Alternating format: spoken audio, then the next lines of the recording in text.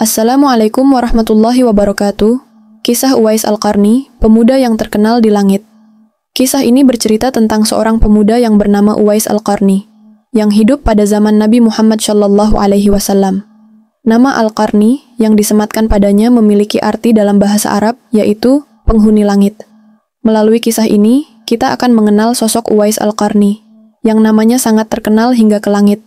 Ternyata, hal ini terjadi berkat ketaatan Uwais kepada ibunya.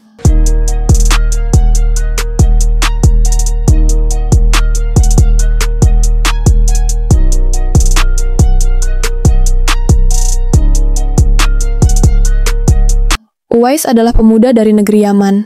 Sejak lahir, ia menderita penyakit sopak yang menyebabkan bercak-bercak putih di seluruh tubuhnya.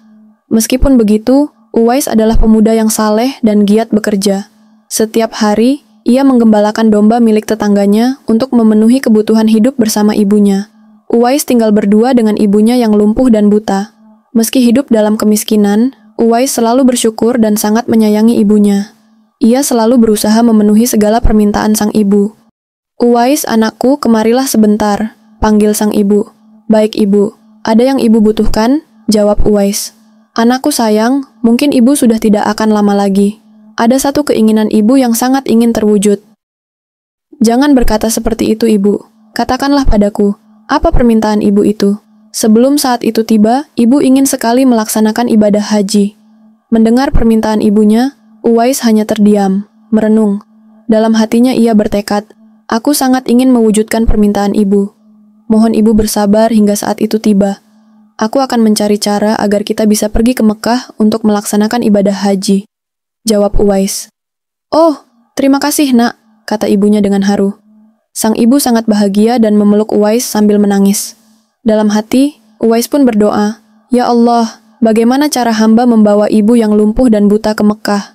Jarak dari Yaman ke Mekah sangatlah jauh, harus melewati padang pasir yang tandus. Biasanya, orang-orang pergi ke sana dengan unta, sedangkan seekor domba pun aku tidak punya, apalagi unta." Uwais terus berpikir dan akhirnya mendapatkan sebuah ide. Keesokan harinya, Uwais menemui seorang pemilik domba dan membeli seekor anak domba untuk dipelihara. Uang yang ia miliki hanya cukup untuk membeli seekor anak domba yang kecil. Setiap hari, Uwais menggendong anak domba itu naik turun bukit. Orang-orang yang lewat tertawa melihatnya.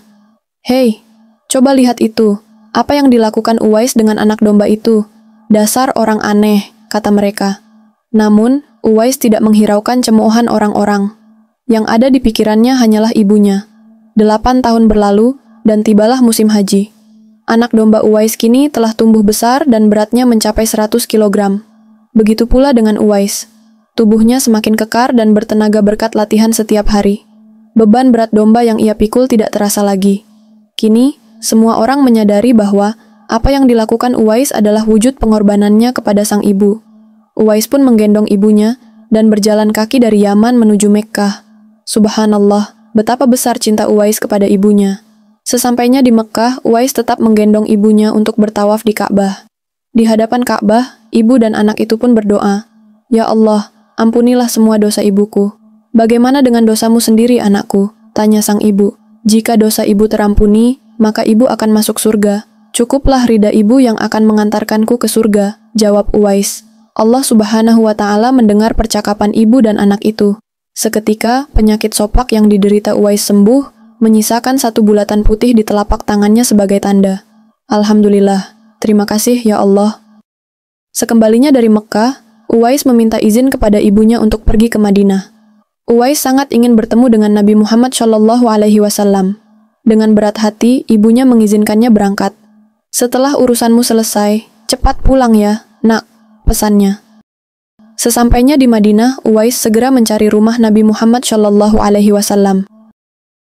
Setelah menemukannya, Uwais mengetuk pintu dan mengucapkan salam.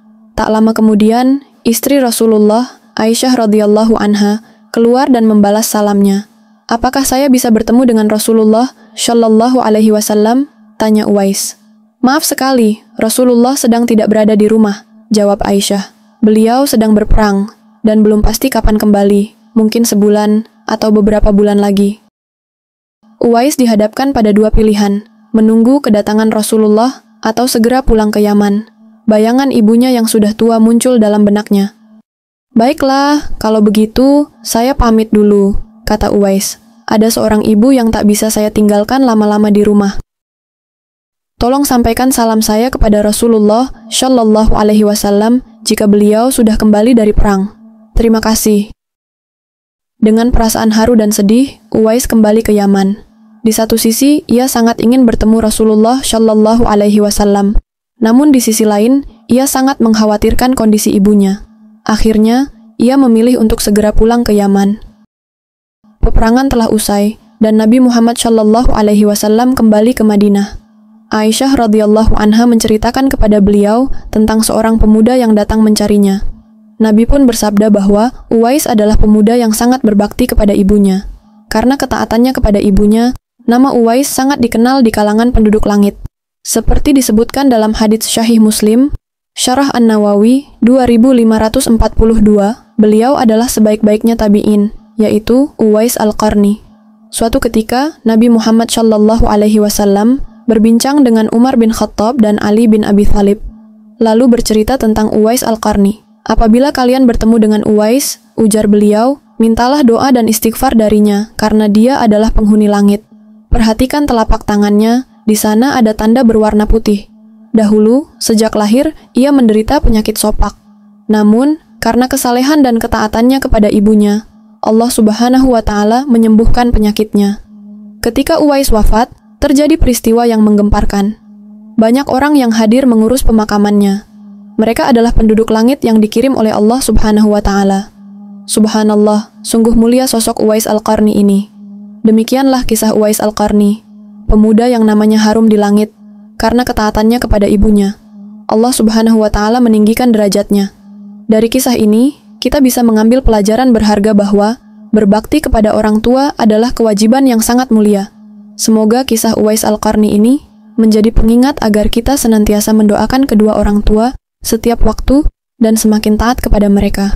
Assalamualaikum warahmatullahi wabarakatuh.